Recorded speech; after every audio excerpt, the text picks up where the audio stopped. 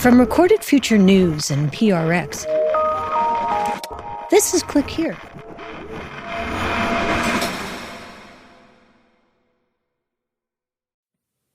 Hi, it's Dina. While the team at Click Here takes a little summer break, we decided to give you an episode of a new investigative podcast we love. It's called Arachnid, Hunting the Web's Darkest Secrets. And just as a quick warning, this episode deals with the issue of child exploitation and image-based sexual abuse. And if you believe you're a victim of child exploitation, the National Center for Missing and Exploited Children can help. You can call 1-800-843-5678. They have an online tip line at takeitdown.ncmec.org, or in Canada, reach out to kidshelpphone.ca.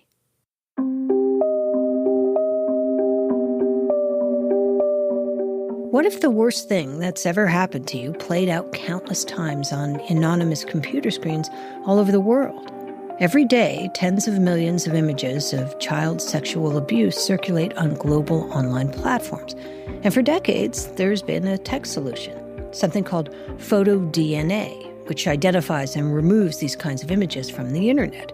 But it isn't being widely used. The podcast team at Arachnid, Hunting the Web's Darkest Secrets, took a closer look. Have a listen.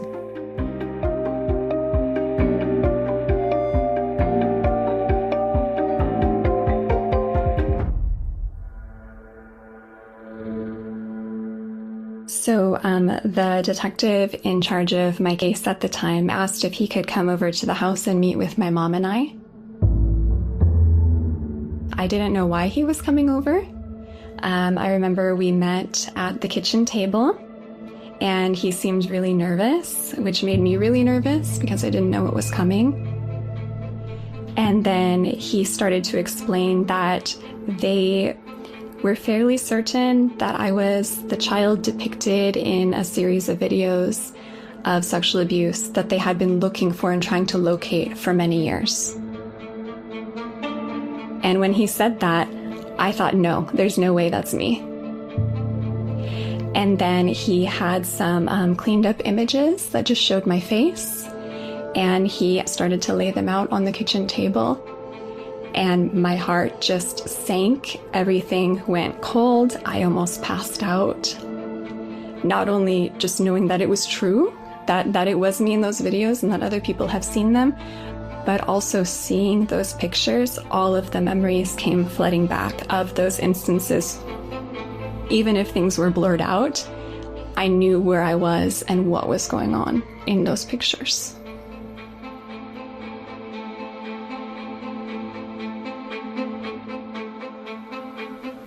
The fear and the anxiety that you feel over these images that continue to be distributed and the shadows that it casts, will that ever be over for you? Do you see a point at which you will no longer think about that? At this point, unless really serious changes are made with the tech companies, things that are going on with the internet and various governments, unfortunately, I don't see it changing. I used to wish for that, and I used to really think that that was a possibility. But over these couple decades, I have just seen the problem continue. And so at this point, there isn't really evidence that this will at some point not be such an issue for me anymore.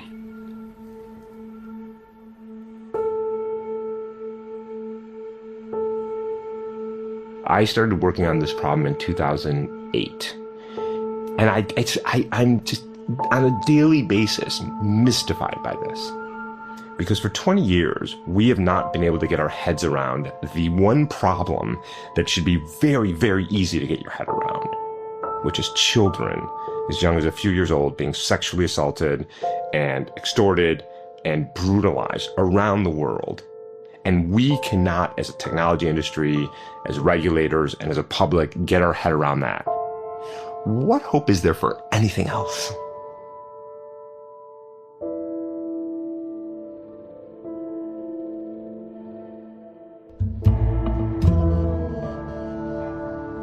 I'm Rob Cribb, and this is Arachnid. We're diving right into one of the hottest messes of the internet. A global crisis created by an army of online predators hiding behind anonymity who create and share illegal images of children being sexually abused. The fight to stop this has turned survivors like Sage into activists, willing to put aside their own demons and try to save those who remain exploited.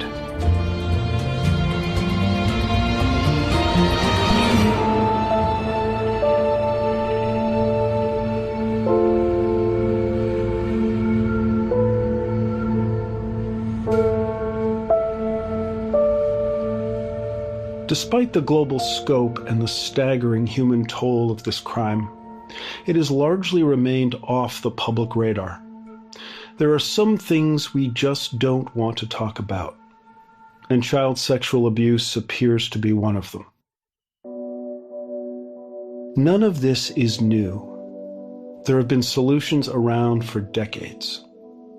When networked computers first began giving global reach to this trade of child sex abuse imagery, big tech players saw it, and they proactively sought help from some pretty smart people. People like Hani Farid. Right now he's on sabbatical from his role as a professor at Berkeley, the University of California. This is a guy who studied computer science and applied mathematics and got a PhD, and he was named a lifetime fellow of the U.S. National Academy of Inventors. You get the picture. But what's so important to this story is his specialization in image analysis. He's been called the father of digital image forensics, or photo DNA. So we visited with Hani to get his take on a problem that has devastated the lives of so many young people and adults. I flew down to Burlington, Vermont to meet up with Hani. So this is not a First Amendment issue. This has never been a free speech issue. That's a big fat lie that he and Musk have been telling for years, and you shouldn't buy that story. Have we started? Yeah. Okay. He's not your stuffy professor cliche hiding in an ivory tower. In a couple of minutes, you're immersed in a straight shooting chat in which he names names, points fingers, and effortlessly calls out bullshit. So it's 2008. I'm a professor at Dartmouth College before I moved to Berkeley. And I get a phone call from a guy at Microsoft, cold call, saying, my name is Tim Cranton. I work for the legal department at Microsoft. What's the name of that guy? Tim Cranton, Cranton. Where is he? He, I think, just recently retired from Microsoft. Yeah, so I was leading a group of kind of legal specialists and technologists that were trying to address cybercrime issues. So we caught up with Tim Cranton at his home in Seattle, Washington. In that role, I was actively working with the National Center for Missing and Exploited Children, and they had brought forward this challenge because they had these known images that were all in what they called a hash database. So we were, trying to figure out how Microsoft at that time could contribute to addressing cybercrime and especially child safety issues online. And he said, for 5 years now, we have been trying to tackle this problem of child sexual abuse, and I'm calling you to see if you can help. And I said, why are you calling me? And he said, I read an article in the New York Times that you do work in digital forensics.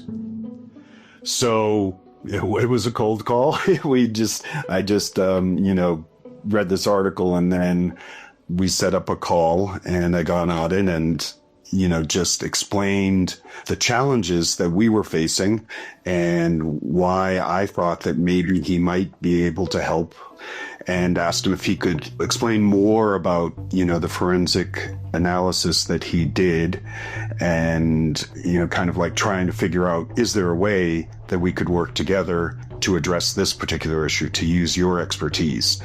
I was, it was just kind of like I hope this works type of thing. It's like, we don't know what else to do.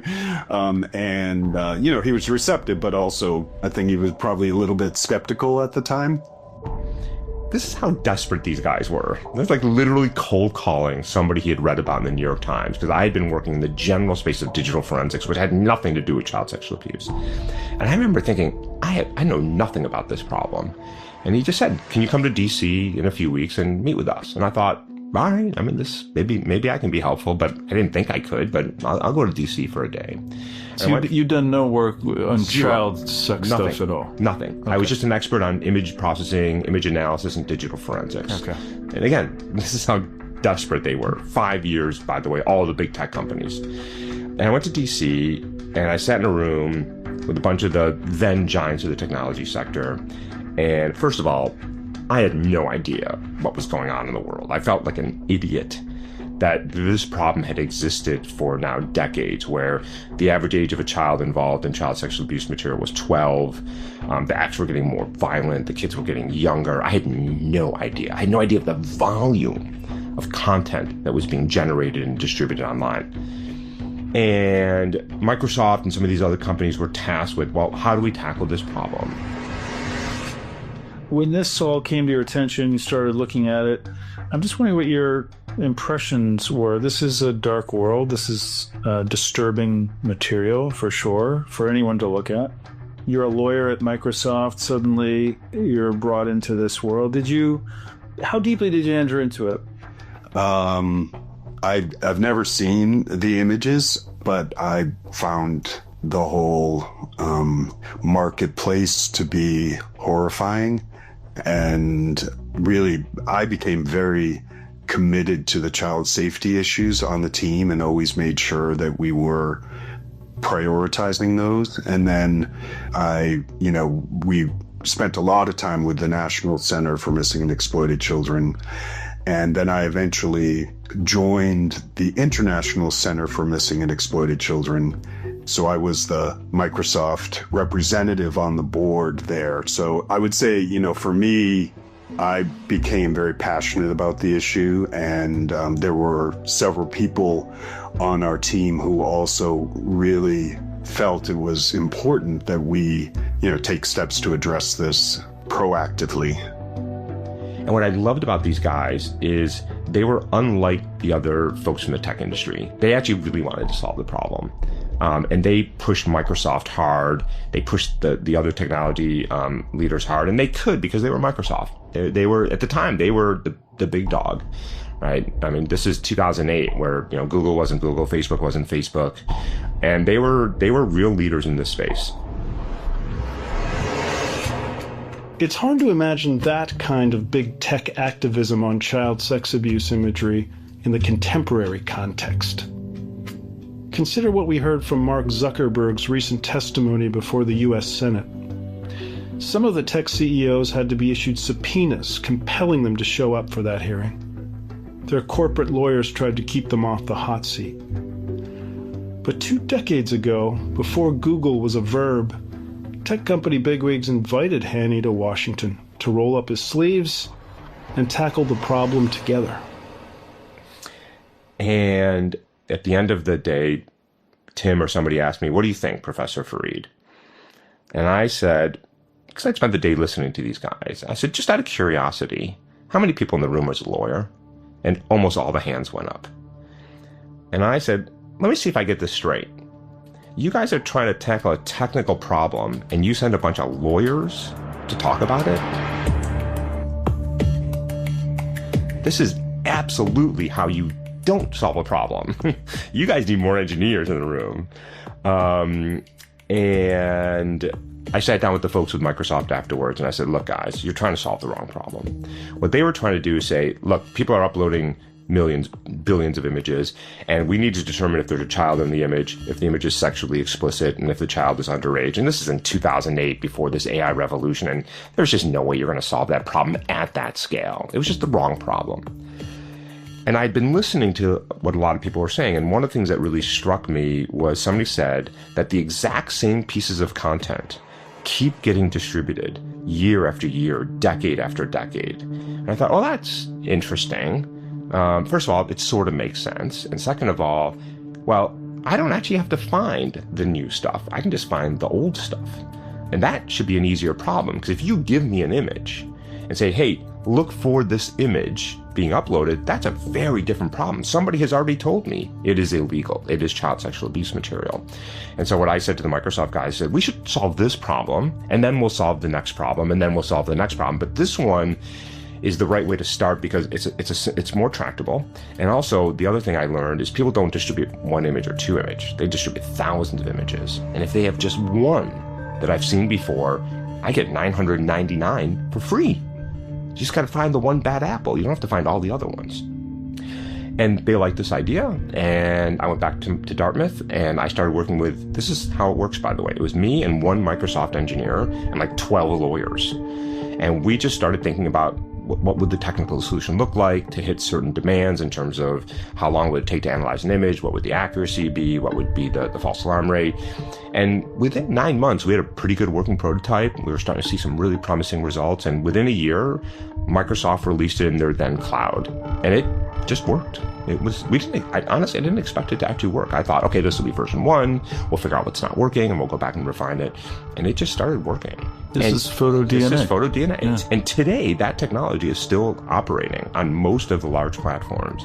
And no kidding, it was 2 of us and a bunch of lawyers.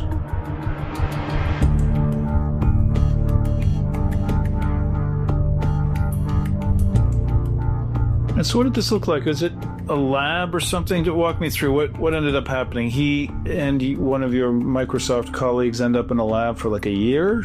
The process took like a year, but it's not really in a lab because it really is an algorithm, right? So you take known images and you apply a mathematical algorithm to reduce that image down to a series of numbers and letters that's known as the hash, right? And so then if you take another image and you analyze it and then you compare it against the hash value that you see from the known image, then you have a match.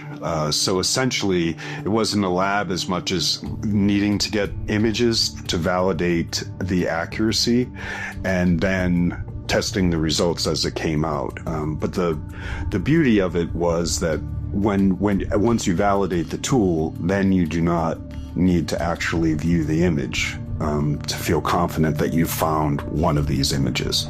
So it takes a year. In the end, they come out with what we now call PhotoDNA, which is essentially code, yeah? It's code. Yeah.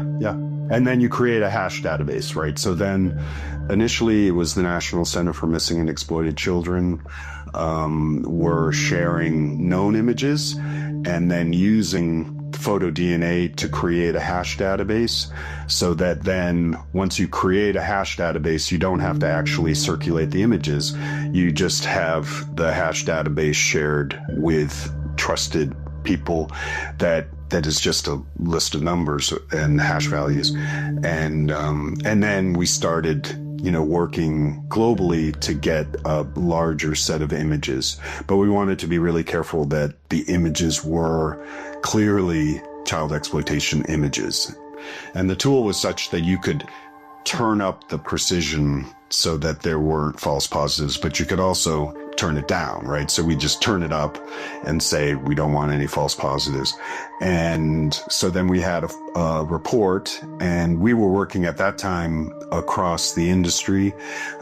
So at that time it was, AOL was very active and Yahoo and Google was also active. And so we were sharing those results with them because we were giving away the tool. It wasn't a competitive technology. It was a solution that we wanted to be widely adopted. How'd you feel about it when you saw the final product? I think it's probably one of the, greatest achievements of the DCU team. And then, once we started sharing it with law enforcement, you'd hear back success stories of saved exploited kids. And there was nothing that could be more rewarding, and it'd always be, it's such a huge problem with making a difference in one kid's life. And it was, then at some point, it's really hundreds of kids that are getting saved. And that was just amazing.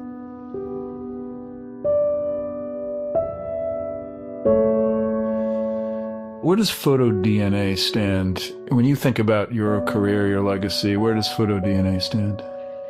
I think there's one thing at the top of if I think of my 25-year career as academic, there's one thing, photo DNA, and there's really nothing else. There's nothing that even comes close, honestly. Like, we've done a lot of cool things. We've published cool papers. We've discovered cool things. I've trained amazing students. I've taught students. But there's nothing in slots 2, 3, 4, and 5.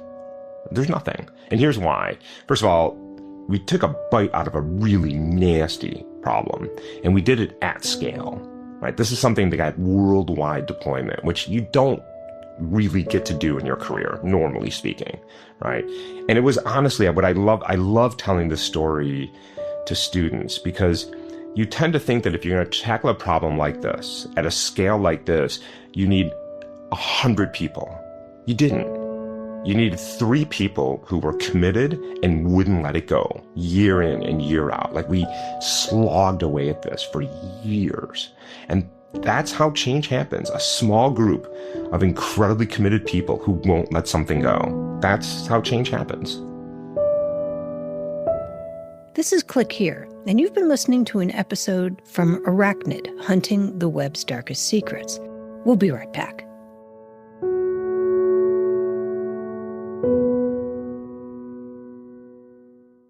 Support for Click Here comes from Quince. With summer in full swing, I feel that familiar urge to refresh my closet. But I'm not trying to waste money on pieces I'd only wear once, or maybe just for a season. That's where Quince comes in. Their clothes are timeless, and the quality is way beyond what you'd expect for the price. Think 100% European linen tops starting at $30, washable silk dresses and skirts, and soft cotton sweaters. I have a pair of their suede mules. They're water repellent, look really expensive but aren't, and the insole is incredibly comfortable from the moment you put them on. They're the perfect slip-ons for the summer. Give your summer closet an upgrade with Quince. Go to quince.com/clickhere for free shipping on your order and 365-day returns. That's QUINCE.com/clickhere to get free shipping and 365-day returns. Quince.com/clickhere. Support for Click Here comes from the Electronic Frontier Foundation. For 35 years, the EFF has been fighting to make sure that when you go online, your rights go with you. And they have a podcast. It's called How to Fix the Internet, and it's all about getting things right in our online world. Season 6 kicked off May 7th with an episode exploring the concept of digital autonomy. The fight for digital rights is bigger and more urgent than ever. EFF is at the forefront of that battle. And because it's member-supported, the more members they have, the more they can fight for our digital rights in state houses, in courthouses, and everywhere. Visit EFF.org/podcast to listen to How to Fix the Internet and join EFF. In cybersecurity, your greatest fear isn't the threats you see, it's the critical signals lost in the noise. Every day, security teams sort through millions of potential threats. That's why Recorded Future exists, to give you precision intelligence tuned to your needs. Our advanced AI detects patterns humans might miss, while our threat intelligence experts, veterans of military and intelligence services, provide crucial context. With Recorded Future, you gain the confidence to identify critical threats and the precision to act before they become attacks. Learn why 1,900-plus customers, including 45-plus sovereign governments, trust us to detect threats faster and achieve 350%-plus ROI within a year.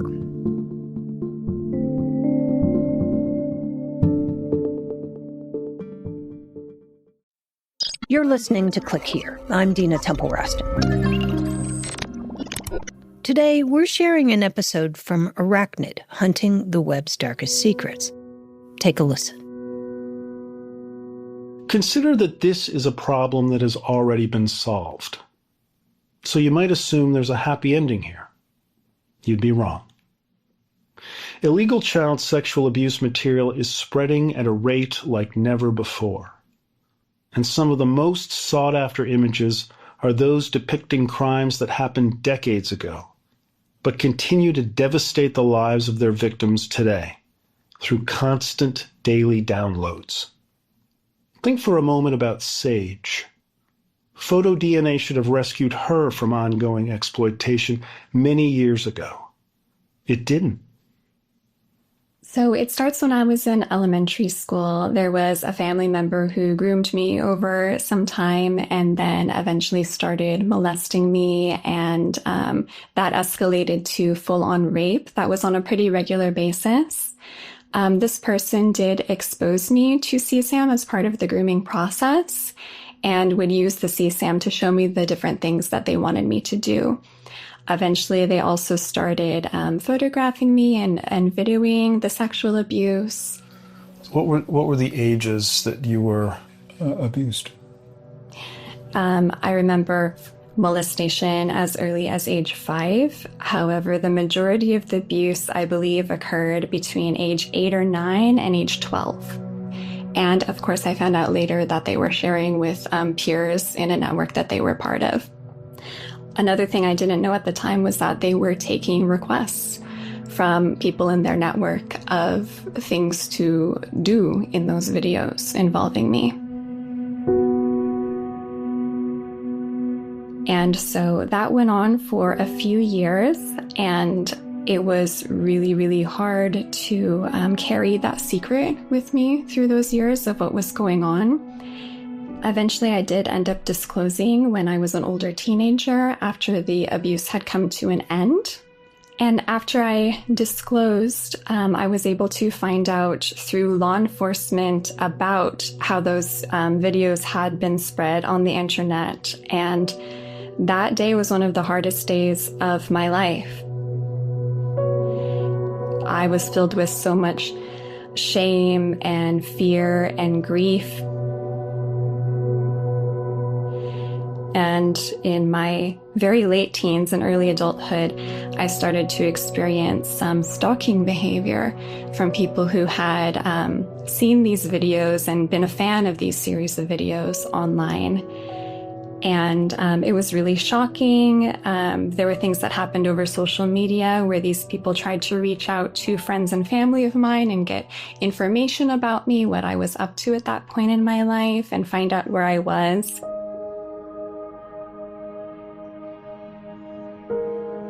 At that point, my original abuser had gone to prison, and I was thinking, I was safe at that point because that person was gone and out of my life and couldn't hurt me anymore. And then this started up with the stalking, and it really helped me realize that this was a much bigger issue in my life than I had previously conceptualized.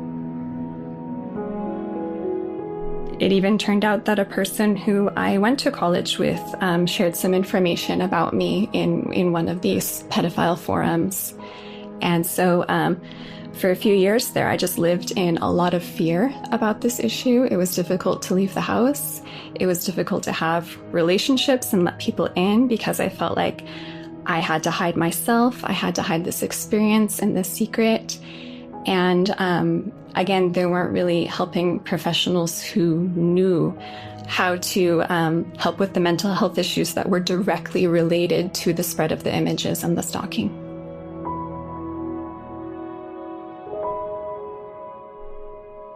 One of the deep regrets, I think, of many is the fact that this tool has not been adopted. It is not being actively used at anywhere close to the capacity that it might be. What's your theory? What's your hypothesis on the paltry levels of adoption and use? Yeah, I feel like there's been a lot of progress, but at the same time, keeping pace with the scope of the problem. So you're falling farther and farther behind and being, unable to really extend the types of partnerships that created PhotoDNA has become more and more difficult.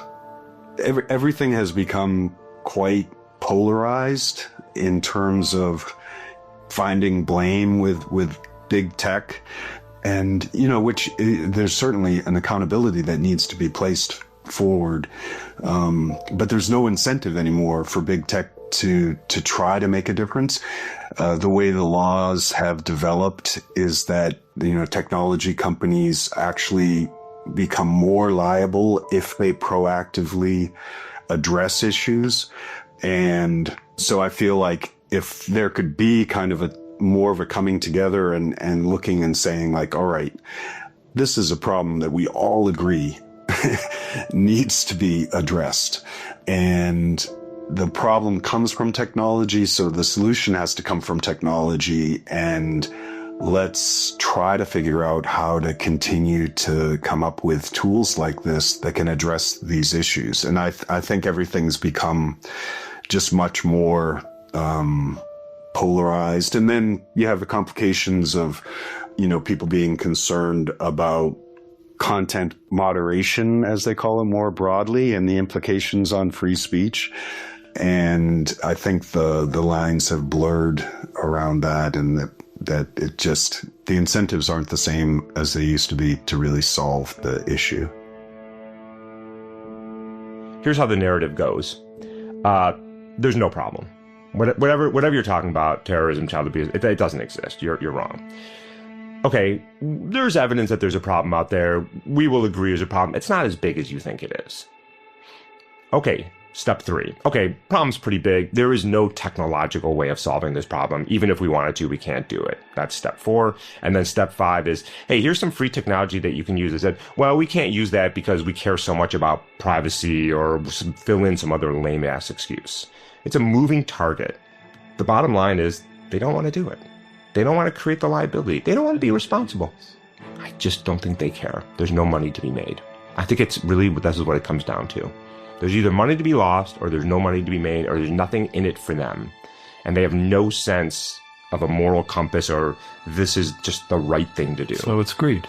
Unadulterated greed. Or indifference, or both.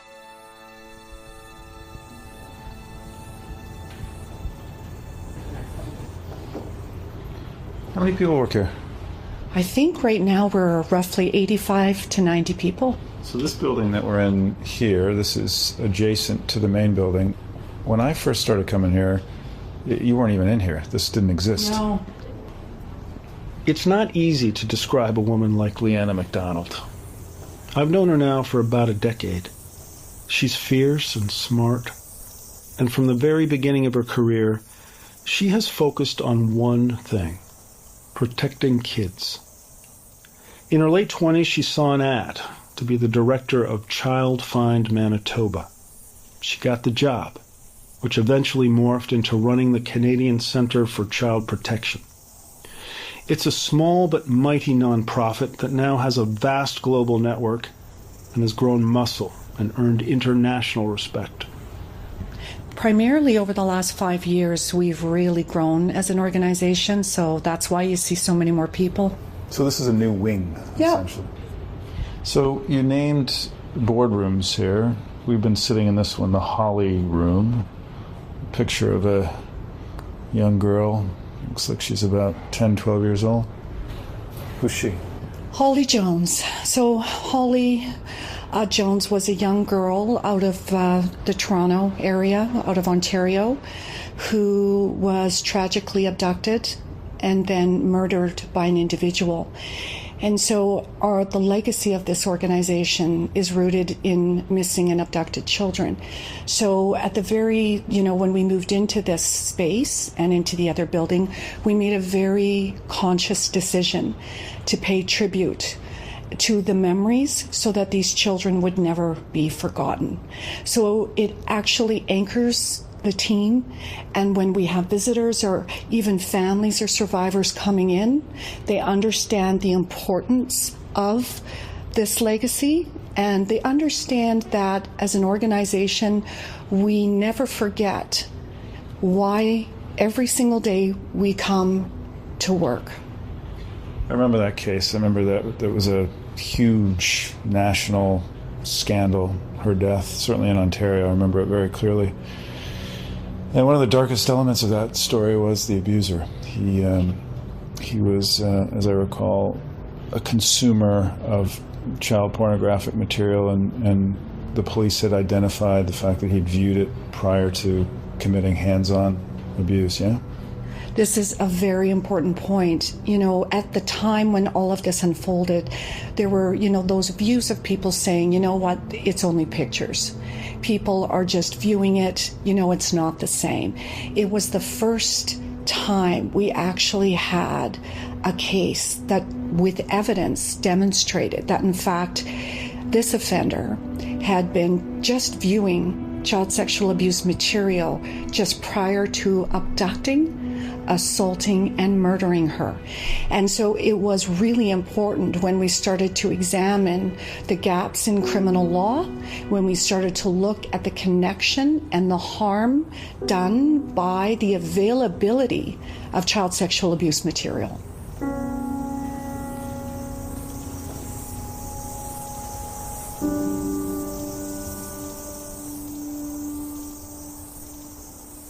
So for the past, obviously, 4 days, we've been listening to horror stories, and following your team doing its best to harness the tsunami of material and to protect these people.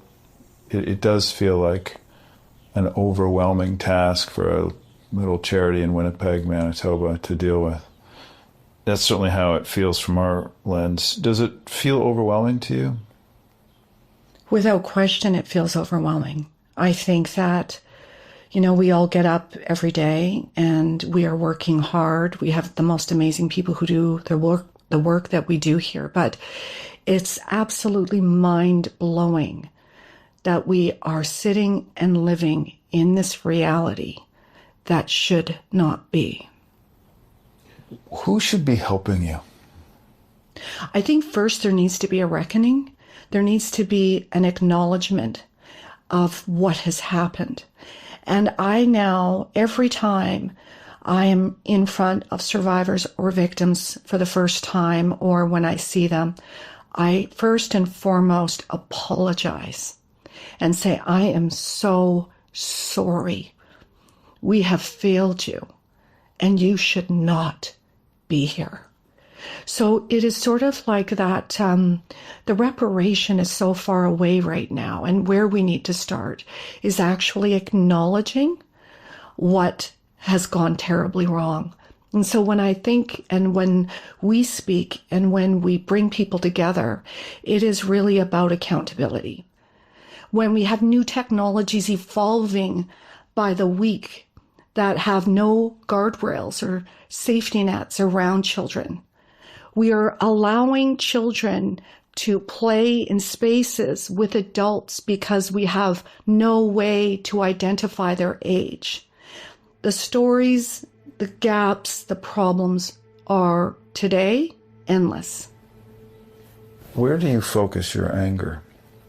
Oh, there's a couple parts and places to answer that question. On one, I would say the offender community. The outrage I feel, there are no words. What I have witnessed adults can do to children, there really are monsters among us. And I see that every single day, and it terrifies me. Humans can do the worst things imaginable. And when you think of the most vulnerable people that we have so much hope when they come into this world, when we watch some people wanting to shred the souls of small people, what does somebody say? On the other hand, I look at big tech and the billions of dollars that are being made and all the excuses that are laid out with no care. They have justified all past actions. They kick the can down the road and find all the right ways to justify what they do. We have been asking them to do the right thing for 20 years. In terms of tech, I'm not asking anymore. I and my organization have pivoted to focus on the real actors, like governments, who have an obligation in that social contract to take care of its citizens. And so it is going to be the hard way that we are going to find our way out. In the interim, we're going to lose more children. When a force of nature like Leanna MacDonald runs up against an intractable challenge, she gets bold. In this case, she unleashes her team on a very ambitious idea, inspired by some simple questions. Why are we waiting for kids to call a helpline to tell us they're in trouble? What if we went looking for the problem and those behind it proactively? What if we could shut them down before they ruined lives? Could that even be done? What we've now watched unfold is the cesspool of the internet. So now we've seen the failures of removal of this material and how it has allowed the explosion of the material. The anonymity has provided cover for the offender community to share personal information of the victims and survivors. And so we start to do things on our end to help some of our survivors be able to manage, meaning that their safety, looking at ways that we can help with getting their horrific images removed. And we create Project Arachnid.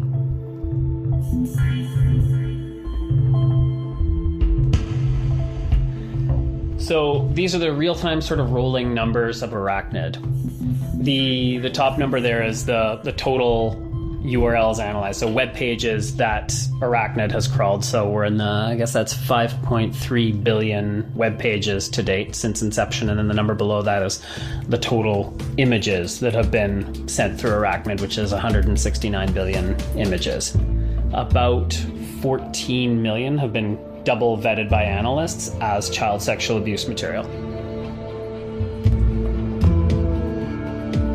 Coming up next time, how a small team in Winnipeg takes the power of photo DNA and creates Arachnid, the mothership of web crawlers.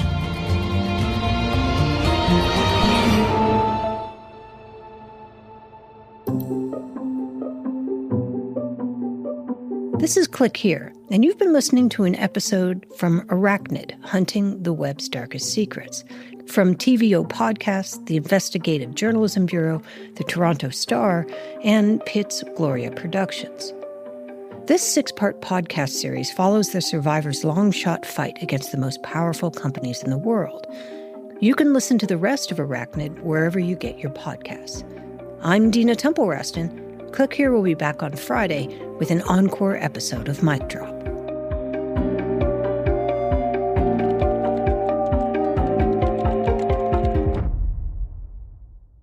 Looking for more of the cybersecurity and intelligence coverage you get on Click Here? Then check out our sister publication, The Record, from Recorded Future News. You'll get breaking cyber news from reporters in New York, Washington, London, and Kyiv, among others. And you'll see for yourself why it attracts hundreds of thousands of page views every month. Just go to therecord.media.